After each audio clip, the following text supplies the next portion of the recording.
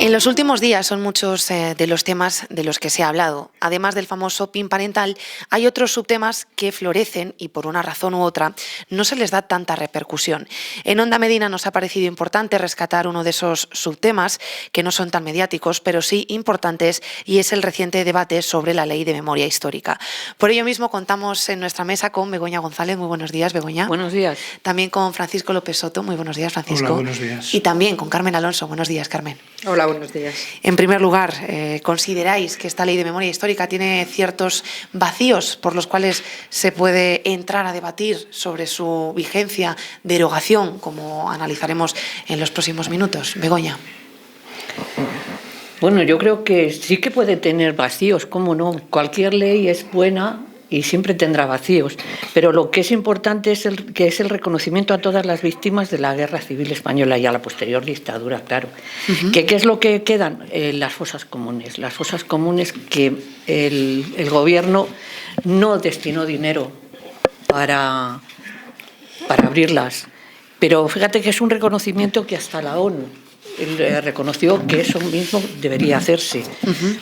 Desde luego, el Estado tiene el deber de practicar las políticas públicas que garanticen a las víctimas de los delitos más graves que existen el derecho a la verdad, la justicia y la reparación. Y quizá en eso es en lo que afloja la ley. Vamos, yo poco sé de la ley, te puedo dar mi opinión, sí. Pero yo creo que Paco sí que está más puesto porque es llevas lo de la Asociación de la Memoria Histórica. Tu turno, Paco. Te ha introducido Begoña ya también, ¿qué mejor manera? Bueno, aunque al principio, cuando se da la ley en 2007, estando Zapatero como presidente del Gobierno, se hace una ley que parece que rompe con todo lo anterior. Es decir, hasta ese momento no había ningún apoyo para yo que trabajaba por aquel entonces en la Asociación de la Memoria Histórica, pues no había ningún apoyo legal en donde sustentarte para hacer allá todo voluntariado a través de lo que nos contaban las víctimas. Pero ¿por qué? Y nos pareció todavía un poco corta, pero a través de los años se ha demostrado que esa ley se quedó corta, porque aunque, ha dicho Begoña, no hubo mucho dinero, en esos 4 años, de 2007 al 2011, se invirtieron 20 millones de euros y en muchas poblaciones, desde lo que era la presidencia, la ministra de Presidencia, que llamábamos, se levantaron muchos mausoleos en muchos pueblos en reconocimiento a todos los represaliados y asesinados. Pero una vez que entró Rajoy y el gobierno del PP, se demostró que esa ley estaba muy pequeñita y no podía controlar nada. Y basándose en artículos o demás, como lo que fue la ley de la transición, es decir, pues no investigaron. Incluso se tuvo que ir las personas o los familiares de los represaliados a Argentina para que se investigara, ya que desde la ONU se había dicho que era un claro genocidio en contra de los derechos humanos. Pero desde aquí los jueces o la ley o el propio gobierno pues no permitió que se investigara y se hiciera una serie de declaraciones. Entonces yo creo que dado el resultado, pues, y la propia investigación de la ONU, que vino en visita en 2014, pues dijo las deficiencias que había en cuanto a la aplicación de los derechos humanos para restaurar la legalidad que existía en la República y dar a las víctimas, quitarles de ese olvido que tenían. Porque después hablaré más en los 10 comentarios que hace la ONU sobre el Estado español. Carmen, tu turno. Hay vacíos legales en la ley, como estaba diciendo Paco y Begoña, tiene muy buenas intenciones, pero claro, cualquier ley, si cuando entra otro gobierno la dejan de lado, no se la dota económicamente, no se obliga al cumplimiento, que yo creo que es lo importante, y ni siquiera se apoya, porque hay algunas cosas que ni siquiera tenían un coste económico grande. Yo recuerdo cuando hicimos nosotros desde Izquierda Unida en el Ayuntamiento el tema del cambio de nombre de la calle Ángel Molina y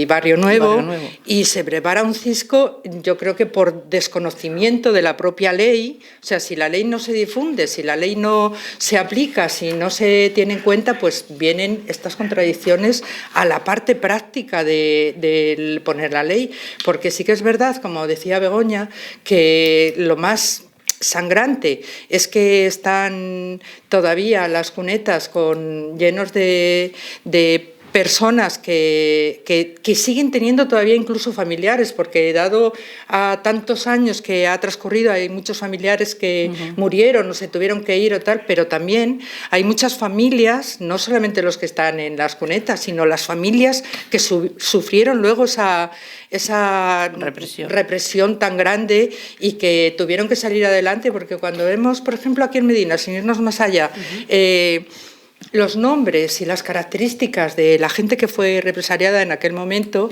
siempre teniendo en cuenta que no estamos hablando de la propia guerra, porque aquí guerra no hubo, solo hubo represión, pues eran todos profesionales de alguna manera, que en aquel momento seguramente tendrían un estatus medio normal, económico, mientras que sufren esa agresión tan brutal, la muerte del padre o la muerte del hijo o la muerte de... Y al mismo tiempo siguen teniendo una represión económica y una represión social, una represión en la justicia que yo creo que es imprescindible que se modifique en ciertas partes de la ley, pero sobre todo se tenga voluntad de cumplirla.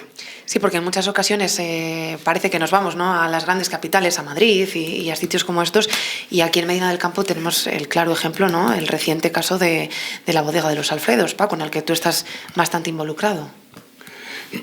Sí, me permites, yo le estoy dando la razón que desde la memoria histórica, cuando trabajamos, aparte de los asesinados o fusilados, que también fueron asesinados porque el juicio que fueron de media hora y demás, hablamos de los represaliados que han estado en cárceles de forma injusta, y también hablamos de lo que son los juicios de responsabilidades políticas, en donde a las personas que se les había asesinado se les quitaba todo.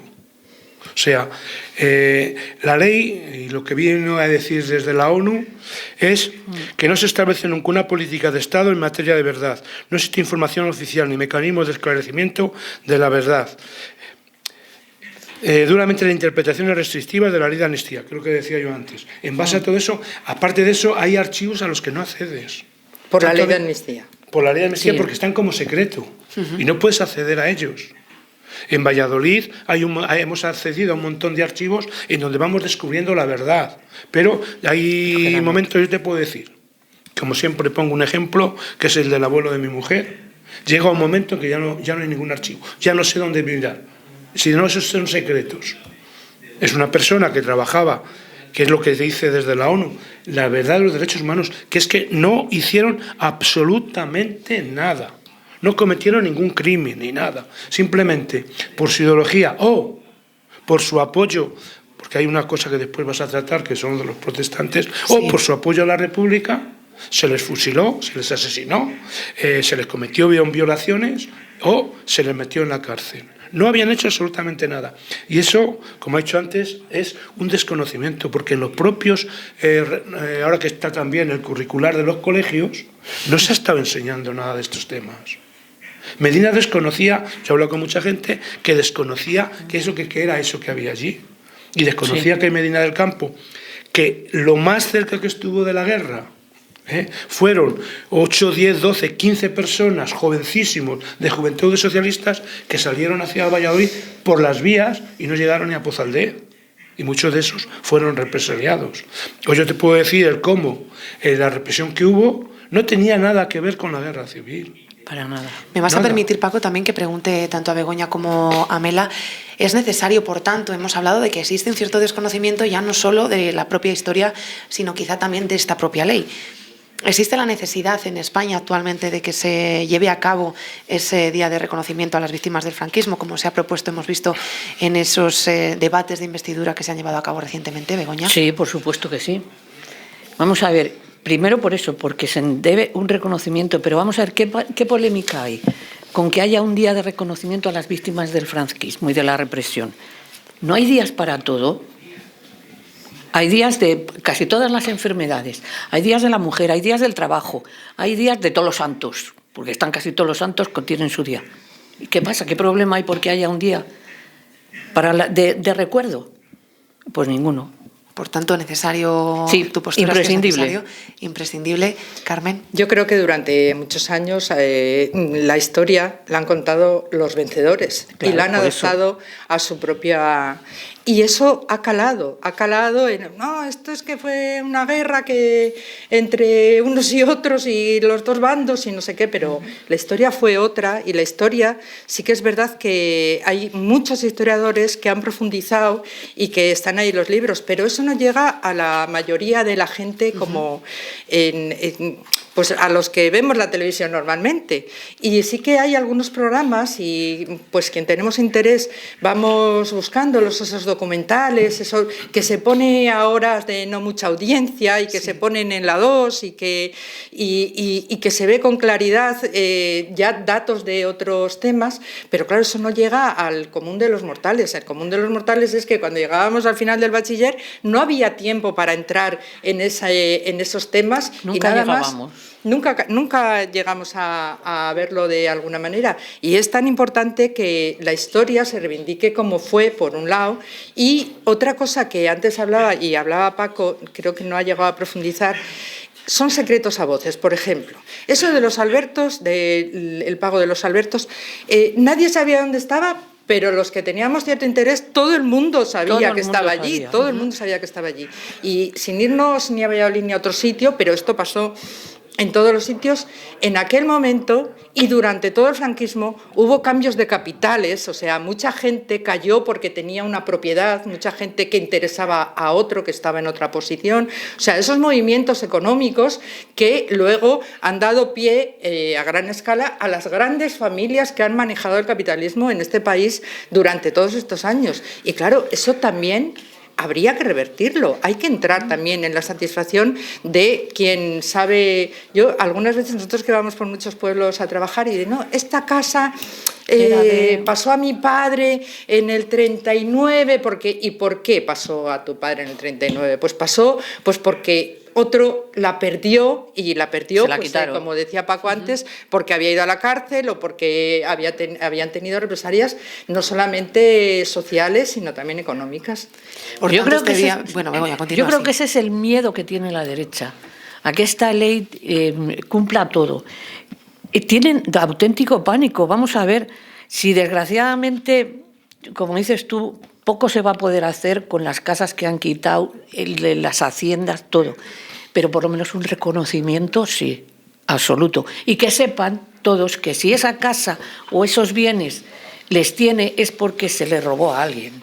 Que sus herederos no tienen la culpa, de acuerdo, pero que lo sepan y que lo sepamos todos.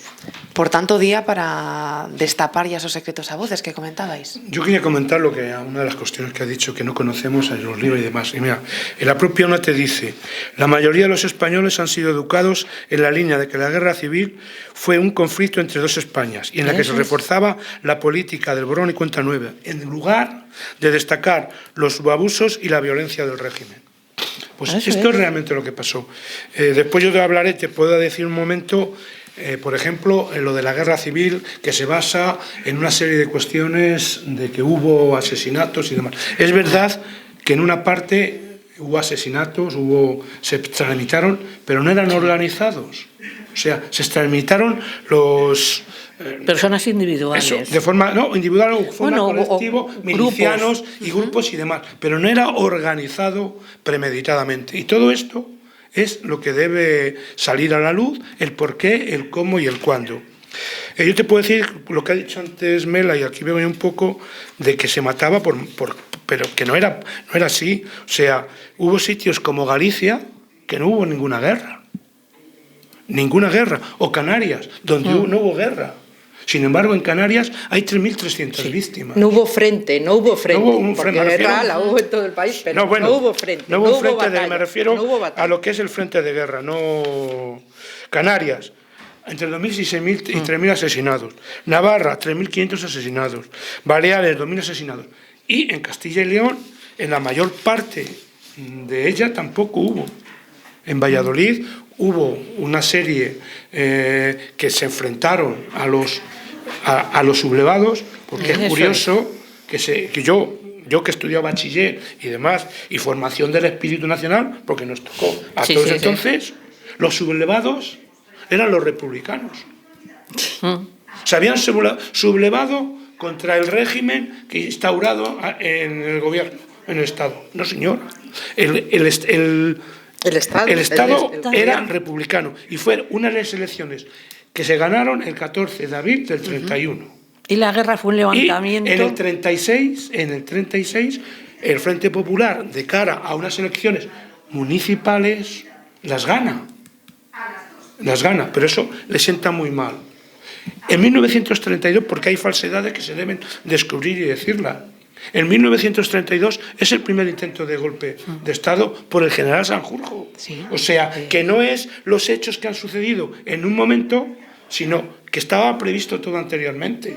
Y cuando estalla, que no es el 18 de julio, cuando es la sublevación, es el 17 de julio, con la sublevación en Marruecos y el traslado de Franco a Marruecos, que es donde se sublevan ya, el 17. Y el 18, una vez que se ha conquistado o se ha apaciguado Marruecos, por cierto, los primeros asesinados que hay en la guerra civil son militares. Los militares que al frente de sus regimientos defienden la legalidad constituyente de la República y son asesinados. Y el día 18 pasan a lo que es la península y empieza la debacle de asesinatos. O sea, todo eso es el porqué. Desde la ONU nos dicen una serie de cuestiones para reivindicar y restaurar la verdad de lo que pasó. Yo quiero apoyar una cosa que ha dicho Paco, que creo que no la has desarrollado bien. Cuando dices la diferencia es que esto estaba organizado y lo otro no. Recuerdo que en una exposición que se hizo de lo de las fosas de Valladolid, cuando se han sacado las fosas de Valladolid, se hizo una exposición aquí en el centro integrado, y una cosa que se ve con claridad es que hay una lista, no van a por cualquiera, hay una lista de gente y se organiza desde la Falange para que no parezca que es el ejército el que lo está haciendo, pero está organizado, y está organizado, la lista puede ser de Valladolid, puede ser de Medina, puede ser de donde sea, pero está organizado. No van exactamente a por cualquiera. Y yo voy a hablar de un documento, no sé si es la palabra muy bonito, pero a mí me gustó mucho, que hizo precisamente la Asociación de Memoria Histórica sobre todas las personas que fueron represaliadas aquí en Medina, quién mataron, en qué saca y todo eso, a partir de los datos que dan las familias y de aquí de Medina. Y observas, yo personalmente conozco mucha gente y muchos apellidos de aquí de Medina, pero gente que conoces. Ves gente que conoces a sus hijos y tú no sabías que pasaba eso. Y está muy claro que a casi todos que van a buscar tienen un peso social, un peso en la sociedad. Es un alcalde de barrio de Santo Tomás, es un jefe del sindicato, es el que lleva no sé qué, o sea, van a descabezar a la sociedad y la descabezan y dejan una sociedad sin líderes de alguna manera, sin esos pequeños líderes, los que están en la calle haciendo la sociedad, y al mismo tiempo con un miedo tremendo, porque claro, si a cualquiera le pueden sacar de su casa, ¿quién va a dar la cara por los demás que han quedado? Y este miedo pasa a través de todo el franquismo, de manera que yo voy a contar una anécdota que ahora, cuando lo de los Alfredos, yo a unas mujeres que conozco que son hijas de alguien que se piensa que está en esa fosa, y dije, oye, ¿os habéis enterado de esto y tal? Y dice, sí que lo hemos oído, pero nosotras no hemos dicho nada, ¿eh? O sea, eso después de 80 años, es que es muy duro, y ese dolor necesita una reparación. Una reparación, aunque nada más sea de reconocimiento al dolor y al sufrimiento de otras personas. ¿Compartís opinión? Begoña también la sentía cuando contaba esta anécdota. Mela, seguramente tú también conozcas muchísimos casos acerca de ello. Pues claro que conozco casos, y no hace falta irse muy lejos. Yo creo que en casi todas las familias tenemos algunos casos de represión. Seguro. Al comenzar, hablábamos del PIN parental. Se ha contrapuesto con esta ley precisamente porque en muchas ocasiones, como bien apuntabais en los temarios de historia, se ha obviado ciertos capítulos y precisamente con esta ley se intentaba promulgar un poco el que se vaya introduciendo, ¿no?, la historia verdadera, o al menos la historia contada por ambas partes. ¿Puede ser propiamente un enfrentamiento esta ley a ese PIN parental que se ha llevado a cabo desde Murcia? Voy a empezar yo. Si me permite, yo creo que no. El PIN parental es una cosa más de los fascistas que están ahora en el Parlamento, del negacionismo. Negar la igualdad de hombre y mujer. Negar la igualdad de las personas LGTBI. O sea, todo aquello que sube la igualdad es lo que el negacionismo. Y estos mismos, por lo que están dando, son negacionistas. O sea, yo te puedo decir, no me acuerdo si fuese en el 2018, se presenta una nueva ley de memoria histórica por el Partido Socialista, que en la que está de acuerdo también Podemos. Y en los presupuestos del 2019, de acuerdo y firmado por el PSOE y Unidas Podemos, hay una partida de 15 millones para la memoria histórica, para empezar a quitar lo que estamos haciendo las asociaciones y que sea el Estado, a través de las diferentes administraciones, la que lleven esto. No es confrontación, es que en sí mismo Vox, que defiende el fascismo del franquismo, lo que hace con esta ley es, el PIN parental, es el negacionismo. Pues yo, y que me escuchen todos, desde que ha entrado este gobierno no se ha modificado absolutamente ninguna ley de educación. En estos momentos, la ley de educación que se está aplicando en España, no me acuerdo si se llama LOMCE, es la ley Wert, hecha en el gobierno de Rajoy.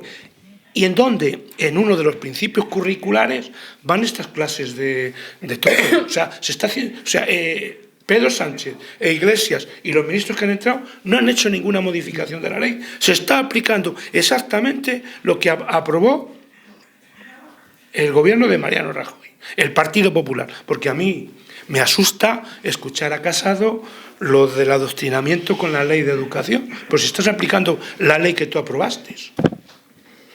Y para terminar, como al principio, el PIN parental es una actuación que hace vos, como fascistas, para cortar, quitar y manipular la educación. Yo, con sus antecesores, como creo que vosotras también, sufrimos el adoctrinamiento más duro que ha existido en el mundo. Más duro. Es entrar en el colegio a cantar el cara al sol y todos los principios del movimiento. Todos. Sí. Y adoctrinamiento. Una vez, o no me acuerdo ya si una vez o dos veces al año, tenemos que ir al monumento que había, yo porque soy de Salamanca, en el campo San Francisco, que son un parque, que había un monumento a los caídos, una cruz. Ahora hay una cruz, sigue el mismo monumento, pero es a todos los caídos en la guerra civil. Aquí nos íbamos a la colegiata. Y eso es adoctrinamiento, y lo que no quiere. Vos lo definía, no lo he traído de esos temas, uno muy bien el otro día. Vos quiere que sus hijos sean antihomosexuales como ellos, anti-LGTBI como ellos, anti-independencia de la mujer como ellos, y también machistas y anti-inmigrantes como ellos. Y por eso no quieren que en los colegios haya libertad de educación, porque utilizan lo de libertad en contra de la libertad. ¿Puede ser este PIN parental, vamos con Begoña, luego ya vamos con Carmen, puede ser este PIN parental el enfrentamiento a la propia ley de memoria histórica también? Mirad, yo todo lo que ha dicho Paco estoy de acuerdo. Enfrentamiento a la... No. Vos lo único que dices es lo que la gente quiere escuchar. ¿Y para qué? ¿Qué es lo que quiere escuchar? Pues la mayor tontería, la del PIN parental. La dicen, todos los periódicos le hacen caso. Si no va a ninguna parte, hasta ellos saben que todo lo que están diciendo es falso, pero lo dicen. Mienten descaradamente por a ver si cuela. Y creo que cuela, pero que sepan que todo es mentira, todo. Aparte de todo lo que ha dicho Paco, que es verdad, pero que es que son todo lo que cada vez que abren la boca es para mentir. ¿Y por qué les vamos a hacer caso para modificar ninguna ley? A ver, Importante concepto que recogemos Hombre, de claro Begoña, que la modificación ¿es de las verdad leyes. o no? Carmen. No, yo te voy a llevar la contraria. Yo no creo No dicen mentiras. que estos que Pues no cada vez digan que abre la mentiras, boca no. la mascar. Que esto no es lo que la gente quiere escuchar. Uy, Yo, desde luego, no, vamos a ver. conozco mucha No, gente me que no refiero- quiere escuchar esto. Me refiero a que Y- Vox dice en cada sitio lo que la gente quiere escuchar. Su gente, por supuesto. por supuesto, claro, cada uno lo suyo. El que tiene un dedo Pero de yo frente, creo no. que hay mucha gente, de hecho, el 50% de la población somos mujeres, las mujeres han dado un paso adelante en muchas luchas y le van a seguir dando, no van a dejar ni pines, esto del pin parental es una bobada como la copa un pino. Y yo creo que es muy importante que se, como decía Paco antes, se entre en profundidad a apoyar la escuela pública y dejarse Siempre. de esto. O sea, entrar a ver cuáles son los problemas reales que tiene la escuela pública después de años de estar haciendo recortes, ver cuáles son sus necesidades y ver cuál es la necesidad del alumnado. Parte de todos estos procesos curriculares que estábamos hablando, estas clases que tal, van enfocadas a que no haya bullying en los colegios, van enfocadas a educar una sociedad más de más convivencia, de más. Es que antes hablábamos del sufrimiento. Yo creo que muchas familias en las que hay niños con características sexuales o niñas con características sexuales han sufrido mucho también, no solamente la propia persona que es de alguna manera homosexual o otro tipo de, me da lo mismo, LGTBI. Hay mucho sufrimiento detrás de eso y yo creo que es en la educación, es en el como tantas cosas, pero esto es en la educación donde se tiene que aprender la convivencia. Y que esta gente venga diciendo que es que pasan de que sus hijos convivan, aprendan esas cosas, es que vamos, es para llevarlos a juzgar. Solamente por decirlo. Sin alejarnos de la ley de memoria histórica, que es precisamente por lo que estamos aquí reunidos, y es cierto, ¿no?, que he sacado yo el tema del PIN parental como enfrentamiento. Es que yo no creo que Esta tenga ley que ver nada realmente con la ley de memoria histórica. no se puede utilizar como, digámoslo así, arma intelectual para atacar este PIN. Vamos a ver, el PIN parental, yo quiero aclarar, es porque no es verdad que sean extraescolares. Son actividades escolares dentro del curricular aprobado por un consejo de centro. Lo ha llevado en la campaña a Vox. En Murcia están toreando un poco de que son extraescolares, pero no es verdad. Pero es que la memoria histórica como tal, como asociaciones que hemos empezado, nace en el 2000-2001. Y en el 2007 es la primera ley de la memoria histórica. En el 2014 nos llama la atención la ONU. Y en el 2018, me parece que es el 18, no me acordáis, el Partido Socialista presenta una nueva ley donde van muchas de las cuestiones que plantea la ONU. Muchas, que después, ahora las voy a decir después. Pero no tiene nada que ver. Y yo lo que quiero decir, Mela, es que es una cosa de las más que busca el enfrentamiento. Y yo creo, voy a poner un ejemplo, el otro día, en la entrevista que hacen a Pedro Sánchez, cuando le hablan del PIN parental, dice 2 palabras, no dice más, solo 2 palabras. Eso es algo de Vox que está para el enfrentamiento, pero no tiene nada que ver con la realidad que hay en los colegios públicos. En todos los colegios, diría yo. En todos los colegios, concertados y públicos. Yo los privados ya no lo sé. Pero en todos los colegios. Solo con 2 palabras. Es algo que se ha inventado Vox y que no tiene nada que ver con la realidad. Y hay que fijarse cómo ha saltado a las noticias. No dijo más. Claro. El tema del PIN parental. Sí, porque es que yo creo que nos están, no sé cómo decirte. Nos están entreteniendo en vez de informando, entreteniendo. El otro día, en un programa, voy a decir, el jueves que sale, pues temas de cuando la transición y el asesinato de un estudiante. Y en un despacho de abogados, que después diré una cosa, en un despacho de abogados dicen que eso son trampas que están poniendo a la izquierda para que salgan violentamente. Pues yo creo que esto son trampas para que como dice Mela, nos olvidemos de algunas cosas y vayamos con ellos. Pero pues menos mal que el gobierno que hay, que lleva 10 días nada más, va dando pasos hacia adelante y dejando a Vox a un lado. Paco, que también el gobierno y la sociedad. Yo creo que la sociedad también tiene mucho que decir en todas estas cositas. Para toda la izquierda y a la propia sociedad que está teniéndole trampas. Un colectivo que también se quiere añadir a las víctimas del franquismo son los protestantes. Recientemente, antes de ayer, conocíamos la noticia de que se insta, ¿no?, a que se les incluya como parte, como ya decíamos, víctimas de esta represión. ¿Consideráis que incluir a los colectivos que, a medida que va pasando la historia o a medida que van pasando los meses, los años, consideráis que la inclusión de estos colectivos puede desvirtuar la propia composición de la ley? Vamos a ver, ¿la ley de memoria histórica especifica algún colectivo en concreto o es en general para todos? No, la ley de memoria histórica es esa de sacar a la verdad de todos los represaliados por el franquismo. Exacto, sin y las especificar. asociaciones en las que yo trabajo esta vez con una, no miramos si hay, Eso es. aunque hay digamos, un inicio bastante político al principio, pero también porque siempre yo he escuchado desde pequeñito el complot judeo-masónico. Sí. Comunista judeo-masónico. Eso. O sea, Pues por eso ahí te meten política, religión y, digamos, todos esos colectivos que no entraban dentro de otro, como son los masones, protestantes y demás. Yo creo que a lo mejor dentro de la ley, porque ahora digo eso, pero la ley se refiere para todo el mundo. Exactamente. Para todo el mundo. Si es para todo el mundo, ¿por qué tenemos que especificar algo? También, tú has dicho eso, el complot comunista judeo-masónico, gays, lesbianas, incluso gitanos, que también fueron muy perseguidos. Pero, y si esos no lo piden, ¿por qué? Con la Iglesia hemos topado, tenemos que especificar ya la Iglesia.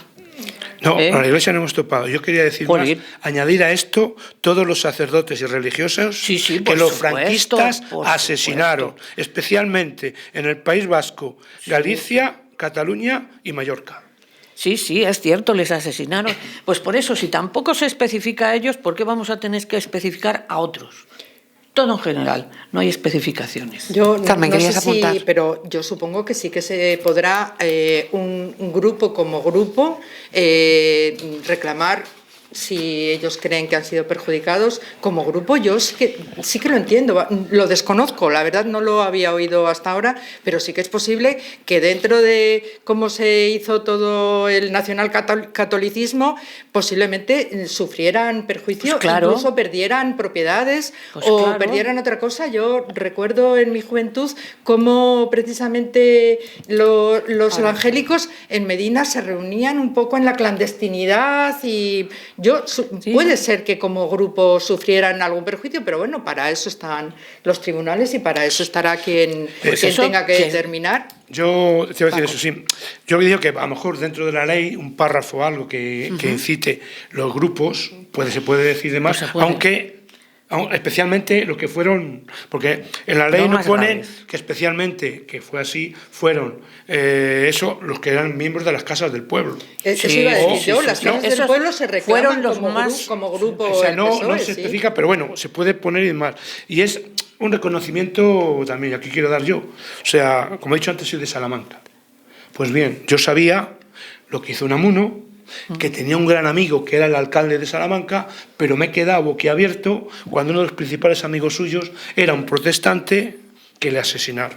Ajá. O sea, ¿por qué? Pues porque es por lo que decimos de la memoria histórica, que tiene que sacar la verdad. Yo sabía que en la Plaza Mayor de Salamanca, el día 18, había habido una huelga anteriormente y había una manifestación, se da un poquillo así, y llegan los oficiales que me parece que golpistas que llegan de Valladolid, me parece, no estoy muy seguro.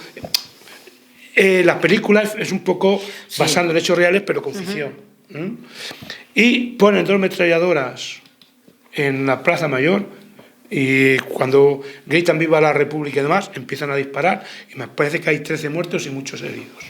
Pero me quedo asombrado pues que el principal amigo de don Miguel de Unamuno fuera un protestante al que hasta última hora intentó salvarlo. Y finalmente por eso es el desconocimiento que existe de la persecución que ha habido y la tergiversación que hemos tenido durante los 40 años franquistas y ahora la negación que se quiere dar con Nueva Historia, porque a mí me asusta que oiga a una personaje decir que fue en el 34 que empezó el golpe de Estado por el Partido Socialista. Begoña, ¿querías añadir algo? Te veo que... No, si es que era lo que está diciendo. Por cierto, la película es verdad. ¿Sabes lo que echo de menos? Muchas más películas, porque es donde la gente lo ve. Ahora estamos viendo el golpe en Salamanca. Hay muy pocas películas de la Guerra Civil, muy pocas. Estoy hablando que hay películas de la Guerra sí Civil. Que las hay, pero no tantas. No con Las 13 siempre. Rosas, Libertarias, poquitas más. Pero ¿No crees que sí que es muchas verdad más? que bueno, que esas películas no tienen la verdad absoluta. No, tampoco, por supuesto lo que no, creáis. pero sí que Pero tienen sí pinceladas. Que llama a que luego Y quieras fíjate, profundizar en algún Sobre el tema. Por ejemplo, Exactamente. este de Salamanca, pues le interesa a Paco y a mucha gente de Salamanca seguramente, y a mucha gente en general que les guste uno o lo que sea, pero bueno, te llama a profundizar, ¿no? Las películas normalmente no... Sí, pero es lo que más ve la gente y es cuando más hablas. Fíjate que yo he oído hablar ahora de la película esta, de Mientras dure la guerra, a chicos jóvenes. Cosa que bueno, es muy difícil que les pesques hablando de algún tema de estos, porque tienen lo suyo. Pero siempre lo he echado de menos en España. Tú fíjate, en Estados Unidos, nos conocemos todo el oeste, la guerra de Vietnam, todo lo que les pasa lo conocemos al detalle. No, en Francia... No lo conocemos al detalle, conocemos lo que nos cuentan. Eso es lo que nos cuentan, completamente pero que la hay distinto. a montones. En Francia... Pero por eso digo yo que las películas luego tú profundizas, porque no todo es verdad. Claro, serán muy chauvinistas los franceses, pero hay que fastidiarse, vayas donde vayas, como encuentras un retazo de su historia. Es verdad. Llegas allí a París y ¿cómo encuentras? En una casa un cartelito que pone aquí vivió fulanita de tal, que se la llevaron los nazis o de la resistencia. Y dices, ¿quién era esa señora? O ese señor. Nadie, pues un señor que vivía ahí. Y tiene su reconocimiento. Es que reconocimientos, no sé, tontos no, pero muy pequeños. Pero yo se lo digo, qué chauvinistas sois comparados con los españoles. Pero aquí nos hacían falta muchas cosas de esas. Que no están, que están muy escasas. Yo digo que nos hace falta, ahora. pero con cuidadito, que Hombre, los americanos nos han contado unas películas... Las suyas. No, las suyas no, las que han querido transmitir. Su versión, por supuesto. Yo, por ejemplo, más que las películas documentales y series con verdad, datos y demás, que informen de lo que pasó y lo que ha sido. Es decir, lo que todos decimos, que salga a la luz la verdad. La luz. Porque... al principio, al inicio de este debate, hablábamos de los dos. Yo dije lo de los bandos, pero es que, para que quede claro, cuando estalla la guerra civil, hay dos bandos. Pero desde el principio, y aquí tengo ahora datos para darlo, desde el principio se está organizado la masacre. Es más, en la película se ve un hecho claro y conciso en donde Franco dice que no hay que tener prisa para ocupar Madrid. Exacto. Que antes hay que limpiar todo lo de atrás de lo que existe. Y por eso la guerra, cuando en vez de ir a Madrid va a Toledo, en vez de un año, dura mucho más. Porque las fuerzas, por desgracia, a la República, digamos que los aliados no aportaron nada, y al franquismo sus aliados le aportaron todo. Y nace de una manera sistemática el asesinato de todas las personas que tuvieran algo que ver con temas culturales, sociales o políticos. Y he dicho anteriormente... O laborales.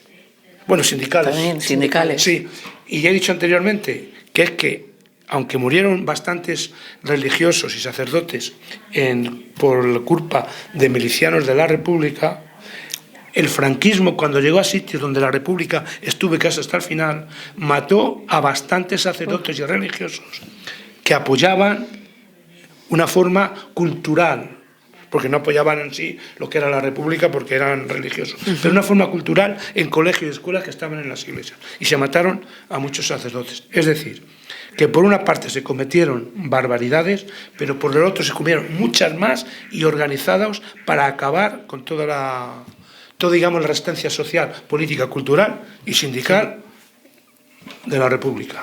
Antes de entrar en el siguiente tema, no sé si queréis añadir algo más, Carmen o Begoña. Sí, yo quiero decir que a mí me interesa mucho esto en el sentido de que se abra otra vez el debate, porque hubo como una clave que era: aquí se ha acabado todo, esto ya pasó, aquí no ha pasado nada, hay una ley de amnistía y venga que ya estamos a otras cosas y tal. Y se cierra en falso la herida, y es bueno volver a abrir el debate y que realmente esa herida se cierre, y se cierre como se tenga que cerrar. Quiero decir, con el reconocimiento y con la satisfacción de mucha gente que todavía vive, y vive única y exclusivamente para liquidar esta deuda, porque es que esto es una deuda a mucha gente. Entonces es bueno que vuelva el debate a la sociedad, que se acabe ese temita de que nada, venga, vamos a lo práctico, a lo práctico, quien tiene esa herida en la familia, quien tiene esa herida, incluso yo personalmente creo que no tengo ninguna en la familia, pero en tus compañeros, en la gente que está alrededor, es malo para toda la sociedad. Y yo creo que muchas veces los españoles se nos nota que nos falta eso, esta restitución. Dentro de las reclamaciones, Begoña, ¿querías añadir algo más? No, yo creo que esto solo se concreta en una palabra: justicia. Dentro de esas reclamaciones, como Por supuesto, hablábamos justicia. con la Ley de Memoria Histórica, las víctimas de ETA o parte del colectivo de las víctimas de ETA también, ¿no? Se ha sumado a ese debate, provocando así, digamos, escisiones dentro de muchas ideologías y proponiendo también que se haga una serie de justicia con las víctimas que ha llevado a cabo la banda terrorista ETA. ¿Es necesario para la sociedad española también abrir una ley específica para las víctimas del terrorismo? No. Comenzamos contigo, Begoña. Yo creo que no, por una razón muy sencilla. Las víctimas del terrorismo han muerto en democracia. Cuando han sido asesinadas se les ha homenajeado, se les ha recordado siempre. A sus asesinos se les ha perseguido, se les ha encarcelado, se les ha llevado a un juicio y se les ha encarcelado. Y están cumpliendo condenas. Por lo tanto, la justicia ya está ahí. ¿Por qué tener que hacer otra ley? No tiene sentido. Ninguno. Paco. Vamos, yo no sé si a vacacionar o nacionalidad, lo que yo digo es que ¿qué significa memoria? Ya. Memoria es sacar cosas que hemos olvidado, y ETA no se ha olvidado. O sea, la memoria histórica nace como consecuencia del olvido y la falsedad que existe sobre las víctimas de la guerra civil. Como ha dicho Begoña, las víctimas de ETA, todas han sido homenajeadas, todas las conocemos, todos sabemos que ETA era una banda terrorista, que empezó a actuar en el franquismo. Yo tengo anécdotas, y continuó durante la democracia. Hubo un impasse cuando se crea Euskadiko Ezkerra, que parte de lo que era la ETA, que había estado cuando el franquismo, con la amnistía, salen a la luz y crean un partido político para debatir políticamente y salir al Parlamento a defender sus ideas. Entonces, ahora mismo, no sé si los muy jóvenes o muy niños no conocen a ETA, pero toda España sabe quién era ETA, lo que hizo, las matanzas que hizo, y que fue derrotada por los demócratas sin conseguir nada a cambio. Por lo tanto, si contemplamos ETA y la memoria histórica, no tiene nada que ver una cosa con la otra, porque la memoria histórica nace como consecuencia de sacar del olvido a todas las víctimas del franquismo. Y todos recordamos a las víctimas que ha habido durante ETA. Muchos. Hay un un vértice, que es Miguel Ángel Blanco, cuando es asesinado, donde ya la sociedad reacciona. Pero hay un sinfín de personas que a mí me afectaron mucho. Tomás García Valiente, Exacto. Ernest Llull, el hospital de Medina del Campo está gracias a Ernest Llull, que era el ministro de Sanidad. A Echegaray, que fue gobernador civil, no me acuerdo si de Guipúzcoa o Vizcaya, y que tuvo que huir de España porque le perseguían, y volvió para una cosa y le asesinaron. Y todos estos los tenemos en mente. O sea, a Ordóñez, el concejal del PP en Guipúzcoa, se quiere dejar en todos los ámbitos, porque precisamente la mayor cantidad de víctimas que ha habido, a pesar de las fuerzas, de Guardia Civil y Policía del Estado, ha sido el PSOE y el Partido Popular. Yo, que fui concejal en aquellos años, la recomendación que nos daba la policía era nada más levantar al coche, arrástrate bajo el coche y mira que no haya nada. Y durante mucho tiempo hemos estado muchos concejales con nuestro coche haciendo esto. O sea, eso está en la memoria de todos. Yo creo que una cosa es, está la ley de las víctimas, que reconoce los homenajes a las víctimas de ETA, pero no hay ninguna ley de homenaje a las víctimas del franquismo.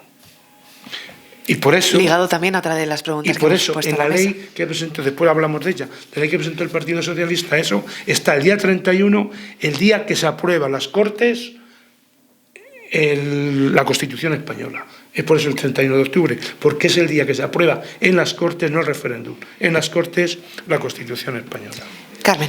Yo creo que en el País Vasco sí que se han tomado muchas medidas, no sé si hay una ley específica o no sobre el tema de... Sí que se tiene en cuenta a las asociaciones de víctimas para muchas cosas y sí que han hecho mucho esfuerzo en que otra vez esa sociedad donde realmente hubo muchos enfrentamientos, donde hubo un conflicto que duró más en el tiempo, el conflicto, vuelva a ser una sociedad que conviva pacíficamente y que no haya tantos roces, y creo que se han hecho muchas cosas y se han hecho muchas cosas bien para que todo el mundo tenga su voz y no se tenga que salir con una pistola a decir qué es lo que se quiere. O sea que yo creo que no entra en hacer una ley más específica, sino que simplemente facilitar que la gente pueda poder vivir convivir pacíficamente. Claro que es verdad que a quien te han matado un padre o te han matado un hijo, pues ese dolor le tienes, pero yo creo que sí que hay un reconocimiento que es lo que falta en esto otro. Se nos va acabando el tiempo, vamos llegando a las 2 de la tarde, pero antes de finalizar, y dado que los tres estáis a favor de esta ley de memoria histórica, me gustaría que dierais ese último apunte sobre por qué es necesario la ley de memoria histórica en nuestra sociedad, dado que hemos visto que se la ha atacado desde distintos puntos y últimamente, recientemente, con esa propuesta de Vox de derogarla. Por lo tanto, os cedo los micrófonos para que cerréis vosotros mismos el debate. Begoña. Yo creo que lo único que se puede decir es que es simplemente justicia histórica. Es justicia. Basta ya de mentir, de verdades a medias para no molestar a los otros. La ley de memoria histórica no es más que justicia. Memoria histórica, justicia, nos quedamos con ese titular de Begoña. Es necesaria por muchas razones y por dar la verdad, pero yo sobre todo quisiera dar un grupo de expertos de derechos humanos de la ONU. Lo voy a leer. Celebró la propuesta del Gobierno de España de crear una comisión de la verdad y llevar a cabo planes de búsqueda de desaparecidos durante la Guerra Civil y la dictadura franquista. También recomienda que se impliquen las familias de las víctimas de las propuestas y se ofrecieron para colaborar en el proceso. Esta decisión es fundamental para hacer realidad el derecho a la verdad de las víctimas de graves violaciones de derechos humanos y también para cumplir con las medidas de reparación que son importantes.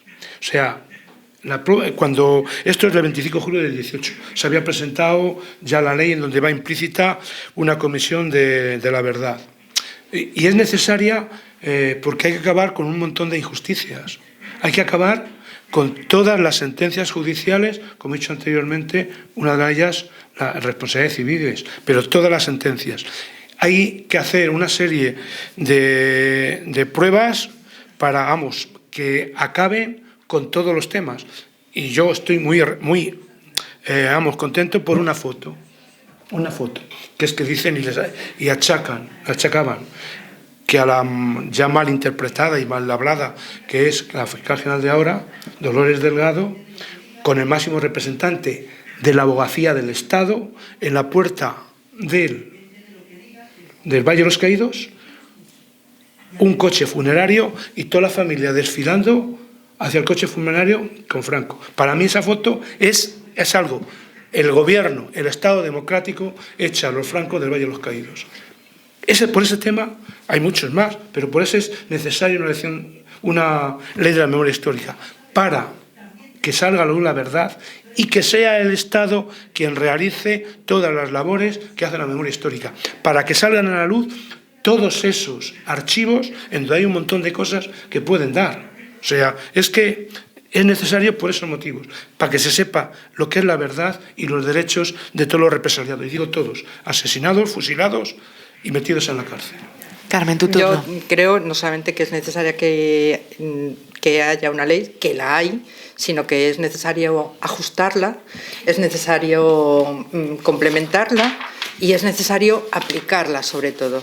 Y llegar, yo creo que tenemos que llegar como sociedad a la justicia, como decía Begoña, de cada uno de las personas que fue represaliada y de cada una de sus familias y de la sociedad en general como sociedad que se muestre orgullosa de haber superado realmente un periodo negro de la historia de España.